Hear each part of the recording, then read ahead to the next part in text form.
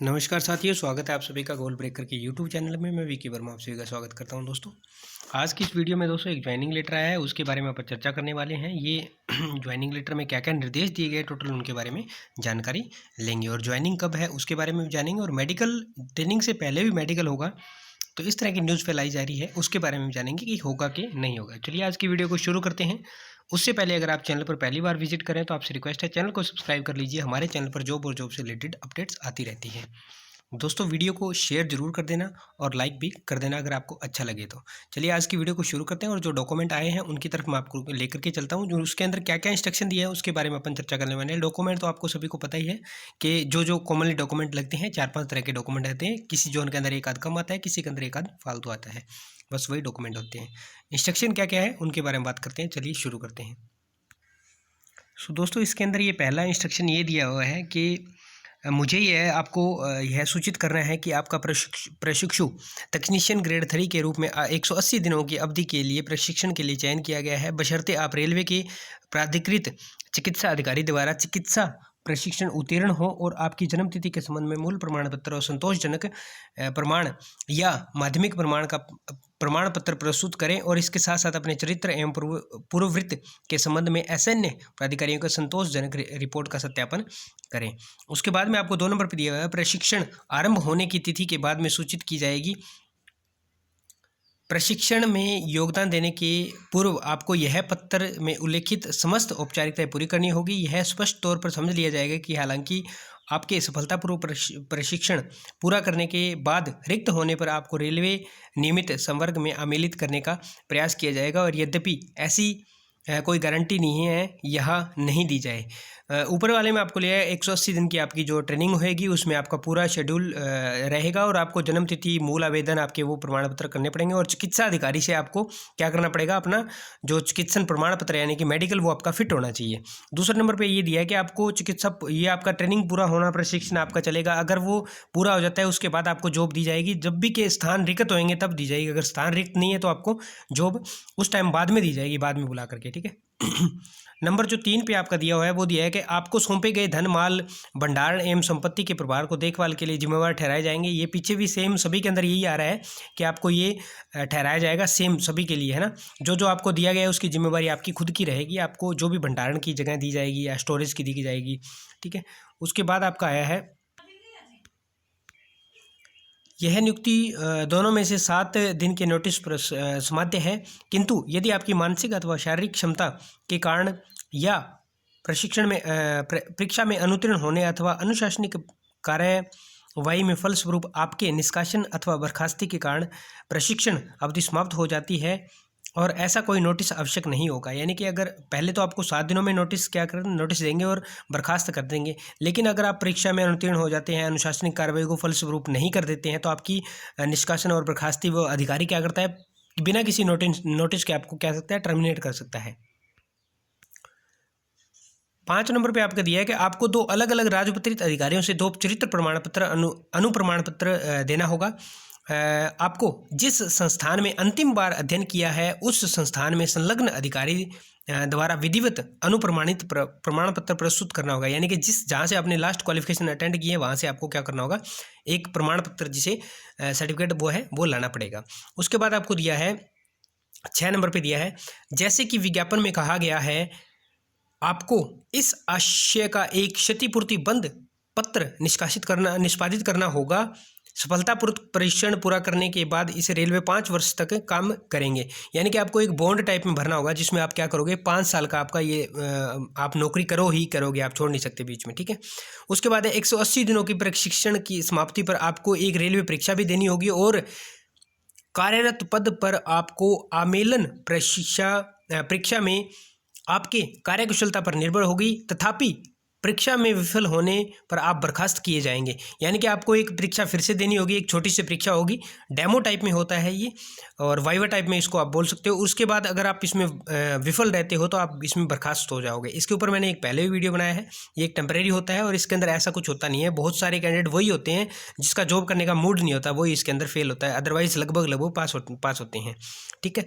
उसके बाद आपका 8 नंबर पर दिया है, यदि 180 दिन की परीक्षा की समाप्ति के बाद आपकी प्रगति संतोषजनक नहीं समझी जाती है तो यह सक्षम प्राधिकारी के विवेकाधिकार पर है कि रेल प्रशासन आपकी प्रशिक्षण अवधि में विस्तार करे या आपको बिना प्रशिक्षु भत्ता में के रिपीट कार्यक्रम के जरिए प्रशिक्षण की अवधि करे। यानी कि अगर आपकी संतोषजनक नहीं पाई जाती है ट्रेनिंग, तो ये क्या करेंगे, या तो वो अधिकारी डिसाइड करेंगे कि अपने विवेक अधिकार से, मतलब उनको अधिकार है कि या तो वो चाहें तो आपको फिर से ट्रेनिंग करवा सकते हैं, और एक दूसरा ऑप्शन ये है कि वो चाहे तो आपको ट्रेनिंग आपके बिना पैसे दिए आपको करवा सकते हैं। ठीक है, पहले में आपको पैसे देंगे, दूसरे में आपको बिना पैसे दिए करवा सकते हैं। इस तरह का प्रावधान दिया है। उसके बाद यह है प्रशिक्षण की अवधि में विस्तार करके या बिना विस्तार किए या रिपीट पाठ्यक्रम देकर या रिपीट पाठ्यक्रम में अपनी प्रगति असंतोषजनक समझे जाने पर आपका नियोजन समाप्त कर दें, यानी कि आपको वहाँ से बाहर भी निकाल सकते हैं। इस तरह का भी हो सकता है। यदि रिपीट पाठ्यक्रम आवश्यक हो, आपकी वरिष्ठता क्रमांक उनसे निम्नतर होगा जो पहले प्रयास में सफलतापूर्वक परीक्षण कर लेगा। यानी कि जिसने पहले में सफलतापूर्ण कर लिया, आपको उसके नीचे में क्रमांक दिया जाएगा। ठीक है, वरिष्ठता आपकी उसकी रहेगी पहले और आपको नीचे दिया जाएगा। आगे लिखा है, ये सब कुछ रेलवे अधिकारी पर डिपेंड करता है, वो क्या करे क्या ना करे उसके ऊपर ही है। उसके बाद है आपकी यात्रा के लिए आपको कोई भत्ता नहीं दिया जाएगा। यानी कि जब आप ट्रेनिंग के लिए जब आप जाते हो तो उसके लिए आपको कोई भत्ता नहीं दिया जाएगा। 10 नंबर पे लिखा है कि होम लाइन पर खालिस्तान से, ये चक्रधरपुर डिवीजन SCR का है। ठीक है, साउथ ईस्ट रेलवे का है। इसमें दिया है होम लाइन पर खालिस्तान से चक्रधरपुर की आपकी यात्रा के लिए एक द्वितीय श्रेणी का निःशुल्क पास केवल आरक्षित समुदाय के अभ्यर्थियों, यानी कि जो SC ST के समुदाय के होते हैं ना, उनके लिए ये सिर्फ रखा गया जो रिजर्व कम्युनिटी के हैं। ठीक है, उनके लिए एक द्वितीय श्रेणी का यानी कि 2nd क्लास का पास उनको दिया जाएगा, जिसकी पावती का पन्ना आपको यहाँ रिपोर्ट करने के समक्ष इस कार्यालय में लौटा दिया जाएगा। यानी कि जब वहाँ रिपोर्ट कर दोगे तो उस कार्यालय में आपको लौटाना पड़ेगा। आप उसके बाद किधर है, आप अपनी नियुक्ति के लिए लागू सभी नियमों और विनियमों का पालन करेंगे। यानी कि जो भी आपको इंस्ट्रक्शन दिए उनको फॉलो करोगे। अगर वहाँ आपको कोई इंस्ट्रक्शन दिया जाता है उनको भी आप फॉलो करोगे। 12 नंबर दे रखा है, उपयुक्त पद पर नियुक्ति प्रत्येक व्यक्ति यदि प्रादेशिक सेना के रेलवे इंजीनियरिंग इकाई में सैन्य सेवा के लिए आवश्यक होने पर प्रादेशिक सेना सेवा में 07 या 08 वर्ष अथवा इस संबंध में समय समय पर निर्धारित की गई अवधि तक सेवा देगा। यानी कि प्रादेशिक सेना के अंदर आपको सेवा देनी पड़ सकती है रेलवे इंजीनियर इकाई के अंदर। ठीक है, 7 या 8 सालों का या फिर समय समय पर निर्धारित। अब दोस्तों आपका जो मेन पॉइंट है वो ये आ गया, जो कि चर्चा में बहुत ज़्यादा चल रहा है। ये आपको दे रखा है कि आपको मंडल रोकड़िया दक्षिण पूर्व railway south east railway Chakradharpur के पास भर्ती पूर्व चिकित्सा परीक्षा शुल्क के रूप में रुपये 24 जमा कराना होगा। यानी कि 24 रुपये आपको जमा कराना होगा। आपको उक्त उद्देश्य हेतु अपना हाल का पासपोर्ट आकार का फ़ोटो, आपका करंट का जो पासपोर्ट आकार का फ़ोटो है, 4 प्रतिलिपियाँ वो देनी होगी। तो दोस्तों ये इन्होंने इस तरह से इसको काट रखा है। ये क्यों काट रखा है? क्योंकि ये जो ज्वाइनिंग लेटर इन्होंने दिया है ना, ये पुराना ज्वाइनिंग लेटर है और उसी को इन्होंने प्रिंट निकाल लिया है, इसमें अपडेट नहीं किया है। एक आध चीज़ और भी आपको मैं दिखाऊंगा आगे जो आएगी, उसमें स्टेशन मास्टर वगैरह इनका दे रखा है नाम। तो ये इन्होंने काट रखा है इसलिए क्योंकि आपका पहले क्या करता था, पहले जो डिवीज़न है ना वही करवाया करता था आपका मेडिकल और डॉक्यूमेंट वेरिफिकेशन। लेकिन अब ये काम आरआरबी को दे दिया है। आरआरबी आपको डिवीज़न मेडिकल और आपका डॉक्यूमेंट वेरिफिकेशन करवा करके फिर हेड ऑफिस में या हेडक्वार्टर में भेज करके फिर डिवीज़न के पास जाता है। पहले ऐसा नहीं हुआ करता। तो ये पुराना लेटर है, ठीक है, उसको इन्होंने अपग्रेड करके यहीं भेज दिया है, बस इसमें कांटा लगा दिया, ठीक है। और ये लेटेस्ट है एकदम, आपको ज्वाइनिंग डेट भी इसके अंदर दिखाने वाला हूँ। ये आप देख सकते हो। ये नेक्स्ट जो अपडेट है ना, ये अपडेट जो है 16 नंबर की, ये स्टेशन मास्टर के रूप में आपकी ट्रेनिंग तत्काल समाप्ति कर दी जाएगी। ये देखो, ये भी पुराना है, तो ये स्टेशन मास्टर के उनके लिए है, ठीक है, ये भी उनके लिए दिया हुआ है क्योंकि इसमें कोई अपडेट नहीं है। आगे दिया हुआ है, अनुसूचित जाति अनुसूचित जनजाति होने का दावा करने वाले अभ्यर्थी की नियुक्ति अनंतिम है, अर्थात बाद में भी सत्यापन के अधीन है, अर्थात संबंधित जिला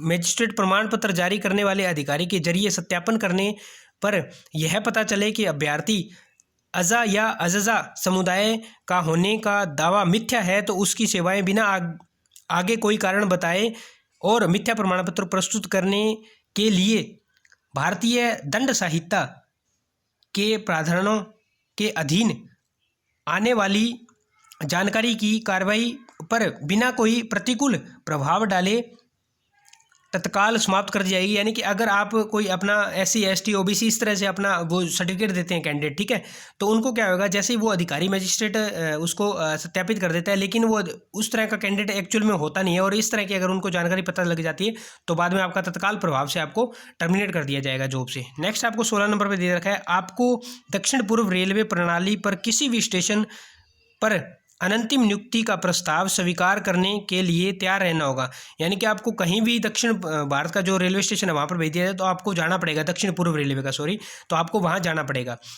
17 नंबर दे रखा है, आपको पैन कार्ड, बैंक पासबुक का सामने का फ्रंट पेज, यानी कि जो फ्रंट का पेज होता है उसका पृष्ठ का फोटोकॉपी, जिस पर खाता संख्या हो, छाया की प्रति विधिवत अनुप्रमाणिक कराकर तथा हाल का पासपोर्ट आकार की 4 फोटोग्राफ पीछे की ओर राजपत्रित अधिकारी से प्रमाणित कराकर तथा संलग्न प्रपत्र में केंद्र सरकार व राज्य सरकार के 2 राजपत्रित अधिकारियों से चरित्र प्रमाण पत्र प्रस्तुत करना होगा। यानी कि आपको ये तो डॉक्यूमेंट लेकर के जाना है, और 2 आपको करेक्टर सर्टिफिकेट क्या करना है, पहले तो आपको गेजेटेड ऑफिसर से सिग्नेचर करवाना है, यानी कि हेडमास्टर, लेक्चरर, प्रिंसिपल, उनसे। उसके बाद आपको क्या करना है, उसके ऊपर फिर से एक जो अपने कलेक्टर या DC या SDM, उनसे आपको सिग्नेचर करवाने के लिए जाने हैं। वो तो मैंने बना रखा है, डिस्क्रिप्शन में आप लिंक देख लेना, अटेस्टेशन फॉर्म का, करेक्टर सर्टिफिकेट का, और 2-3 लिंक आपको और मिल जाएंगे जो आपके फॉर्म इसके साथ आते हैं सभी के।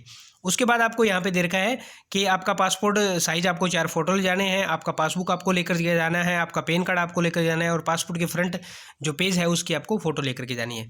18 नंबर पे दे रखा है, आपको इस रेलवे पर जहाँ आपको पद स्थापित किया जाए या समय समय पर स्थानांतरित किया जाने के लिए तैयार रहना होगा। यानी कि आपको जहाँ ट्रेनिंग लगेगी या जहाँ आपको ट्रेनिंग के बाद भेजा जाएगा वहाँ तो आपको जॉब करनी है। अगर फ्यूचर में इन फ्यूचर आपको हेड ऑफिस से इसे ऐसा कहा जाता है कि आपको फलां जगह पे जाना है तो आपको वहाँ भी जाना पड़ेगा, आप मना नहीं कर सकते। उसके बाद है, आप स्पष्ट रूप से नोट करें कि नियुक्ति का यह प्रस्ताव पूर्णतः अनंतिम है। यानी कि ये लास्ट एंड फाइनल नहीं है, ठीक है, ये अनंतिम है, इसके बाद भी कुछ हो सकता है। और आपके शैक्षणिक अर्हता के समर्थन में आपको प्रमाण पत्रों के सत्यापन की शर्त के अधीन है।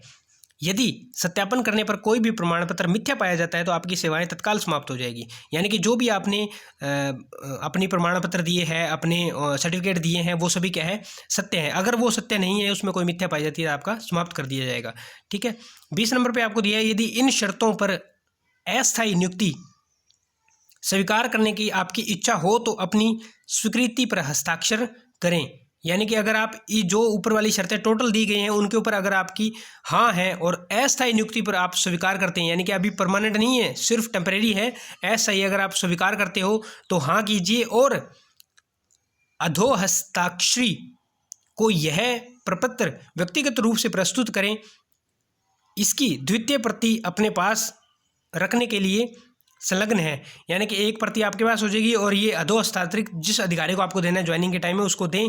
उसके बाद यदि आपको प्रस्ताव स्वीकार हो, यानी कि आप एक्सेप्ट करते हो, तो फलां डेट को यहाँ डेट आएगी तक आप इस कार्य में उपस्थित हो, कार्यालय में जहाँ आपको एड्रेस दिया वहाँ उपस्थित हो, अन्यथा यह प्रस्ताव रद्द हो जाएगा स्वतः ही, ठीक है। तो आपको यहाँ डेट दे रखी है, मैं डेट दिखा देता हूँ। यहाँ पे ये रही आपकी 3 फरवरी की तारीख है, आपको 3 फरवरी को आपको पहुँचना है।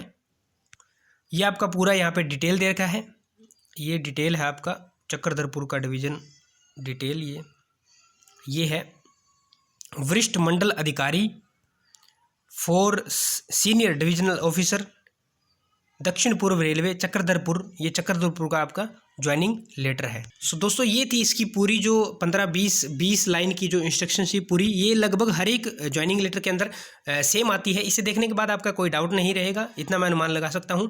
और आई होप कि वीडियो आपके लिए हेल्पफुल होगा। अपने साथियों के साथ शेयर करते हैं, सभी के लिए ये वीडियो है, सभी इस वीडियो को देख सकते हैं क्योंकि सभी के ज्वाइनिंग लेटर में मोस्टली सेम ही होता है 90%। कुछ एक डिफरेंस होते हैं कागजात के, लेकिन ये लाइनें सभी के अंदर सेम होती है। ये थी आपकी कंप्लीट जानकारी। एक चक्रधरपुर की पहले भी मैंने एक नोटिफिकेशन एक बनाया है वीडियो, उसके अंदर 5-7 मिनट की वो वीडियो है, उसके अंदर भी मैंने कुछ इंस्ट्रक्शन आपको बताई है। ये इंस्ट्रक्शन मैंने कंप्लीट आपको बता दी जितनी भी है। तो वीडियो थोड़ा लंबा हो गया है तो आप पूरा वीडियो देख लीजिएगा, आपको ये पूरा कंप्लीट समझ आ जाएगा। अगर नहीं समझ आए तो 2 बार देख लेना। फिर भी अगर कोई डाउट रहता है तो आप कमेंट सेक्शन में कमेंट कर देना, मैं आपको पूरा का जो डाउट है वो क्लियर कर दूंगा। और आपको वीडियो के एंड में कुछ एक लिंक मिल जाएंगे, अगर आप देखना चाहो देख सकते हो। डिस्क्रिप्शन में आपको अटेस्टेशन फॉर्म, करेक्टर सर्टिफिकेट इत्यादि के लिंक मिलेंगे, तो आप देख सकते हो। आई बटन पे भी कुछ एक लिंक है, अगर आपका मन करे तो आप देखना चाहते हो तो नॉलेज की वीडियो उसके अंदर पड़ी है, आप देख सकते हो। चलिए दोस्तों, आज की वीडियो में इतना ही। मिलते हैं नेक्स्ट वीडियो में नेक्स्ट अपडेट के साथ। तब तक के लिए जय हिंद, जय भारत, वंदे मातरम साथियों।